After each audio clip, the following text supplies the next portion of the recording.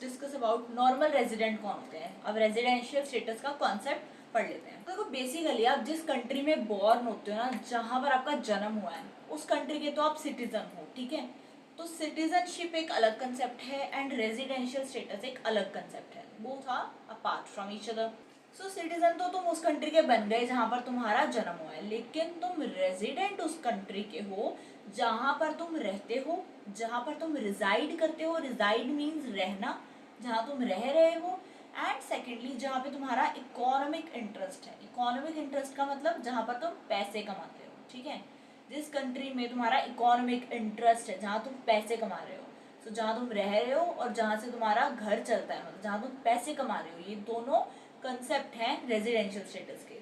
तो तुम रेजिडेंट उस कंट्री के माने जाओगे। Citizen like you are born in India, तो आप इंडियन सिटीजन तो हो ही, लेकिन अगर आप कनाडा जाते हो और वहाँ पर ही रहते हो, वहीं पर ही पैसे कमाते हो, तो you are a resident of Canada. हमने सुना भी होगा कि पीआर मिल जाएगी, मतलब कि परमानेंट रेजिडेंट बन जाओगे 5 साल बाद कनाडा के, whatever the criteria is. So जितने भी साल वहाँ रहना होता है एंड उसके बाद तुम वहाँ पे रेजिडेंट बन जाते हो, तुम्हें रेजिडेंटशिप मिल जाती है वहाँ की। So this is the residential status. But क्या तुम इंडिया के सिटीजन नहीं रहते हो? नहीं, तुम तब भी इंडिया के सिटीजन हो, because you are a born Indian. Residential status को पता करने के लिए हमें ये देखना है कि तुम्हारा सेंटर ऑफ इकोनॉमिक इंटरेस्ट क्या है, मतलब कि तुम कौन सी डोमेस्टिक टेरिटरी में रह रहे हो, ठीक है। और दूसरा कि तुम अपनी बेसिक एक्टिविटीज जिससे तुम अर्न कर सकते हो, ऐसी बेसिक एक्टिविटीज जिससे तुम पैसे कमा सकते हो, ठीक है, वो कहाँ कंडक्ट कर रहे हो। सो वो जिस कंट्री में भी होंगी वही तुम्हारी रेजिडेंशियल स्टेटस डिसाइड कर देगी। Where you reside and where your centre of economic interest, मतलब पैसे जहाँ कमा रहे हो, ये दोनों चीजें जहाँ पर हैं उस कंट्री के तुम रेजिडेंट हो। चाहे तुम पैदा किसी और कंट्री में हुए थे और सिटीजन किसी और कंट्री में हो, और दोनों चीजें एक ही कंट्री में भी हो सकती हैं। लाइक कोई चाइनीज है, वो चाइना में ही पैदा हुआ था, वो रह भी आज भी वहीं रहा है और पैसे भी वहीं कमाता है, तो तीनों चीजें एक ही कंट्री में है, तो रेजिडेंट भी उसी कंट्री का है, सिटीजन भी उसी कंट्री का है। एंड बेसिकली रेजिडेंशियल स्टेटस के लिए जो बेसिक क्राइटेरिया है, अगर आप एक कंट्री में 1 साल से ज्यादा रहते हो तो आप उन्हीं के रेजिडेंट मान लिए जाते हो, ठीक है। अगर आपको इंडियन सिटीजनशिप लेनी है तो उसके क्या हो गए 2 क्राइटेरिया। पहला, या तो आप बॉर्न इंडिया हो या फिर आप बॉर्न आउटसाइड इंडिया हो, मतलब पैदा आप इंडिया से बाहर हुए हो लेकिन आपने अप्लाई किया है इस चीज के लिए लीगली, तो फिर आप इंडियन सिटीजन बन जाओगे जब वो लीगल प्रोसीजर खत्म हो जाएगा। जहाँ पर तुम पैदा हुए हो उस कंट्री के तुम क्या हो, सिटीजन हो, और जहाँ पर तुम रह रहे हो, पैसे कमा रहे हो, वहां के तुम क्या हो, रेजिडेंट हो। Just as simple as that.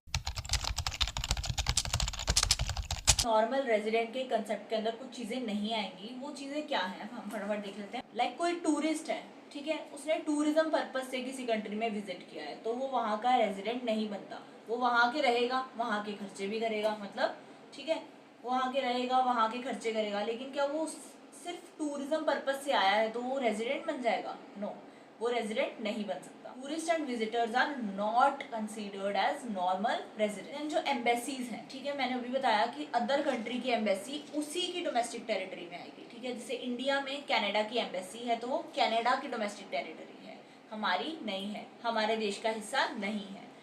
सो वहाँ पर जो लोग काम करते हैं उस कनाडा की एम्बेसी में, जो लोग काम कर रहे हैं वो भी कैनेडियन ही माने जाएंगे, इंडिया के लोग नहीं माने जाएंगे। तो अगर इंडिया के लोग नहीं माने जाएंगे तो क्या हम उनको रेजिडेंट मान सकते हैं? नहीं, वो क्योंकि कनाडा की डोमेस्टिक टेरिटरी है तो उसको हम कनाडा के ही लोग मानेंगे, वो हमारे नॉर्मल रेजिडेंट नहीं है। चाहे वो हमारे देश की भूमि पर आकर, उनकी एम्बेसी है, उनका ऑफिस है वो, ठीक है, वो वहाँ पर काम कर रहे हैं तो वहाँ से पैसे कमा रहे हैं, देश भी हमारा है, रह भी हमारे देश में रहे हैं, पैसे भी हमारे देश में कमा रहे हैं, लेकिन एम्बेसी इंडिया का हिस्सा नहीं होती। इसीलिए वो कौन होंगे, वो कौन माने जाएंगे? वो नॉर्मल रेजिडेंट नहीं माने जाएंगे, वो कैनेडियन ही माने जाएंगे, इंडियन रेजिडेंट नहीं। Foreign staff of embassies, officials, armed forces are not considered as normal residents, ठीक है। आर्म फोर्सेस भी, जैसे हमने मिलिट्री एस्टैब्लिशमेंट को एम्बेसी के साथ पढ़ा था, तो जहाँ की मिलिट्री एस्टैब्लिशमेंट होती है वो उसी कंट्री की मानी जाती है, चाहे दूसरी कंट्री में लोकेटेड होती है, ठीक है, दूसरे देश की मिट्टी पर है, लेकिन जिस कंट्री की है उसी की मानी जाती है। सिमिलरली जो आर्म्ड फोर्सेस होती है, जैसे इंडियन आर्मी अगर आज जापान में जाके रह रही है तो क्या वो जापानीज हो गई? नो, वो जापानीज नहीं हुई, आज भी इंडियन है, वो हमेशा इंडियन ही रहेगी, चाहे वो किसी भी कंट्री में जाके रह ले। बिकॉज वो इंडियन आर्मी है। कई इंटरनेशनल ऑर्गेनाइजेशन उनको हम डोमेस्टिक टेरिटरी का भी पार्ट नहीं मानते हैं और ना ही उनको हम नॉर्मल रेजिडेंट मानते हैं।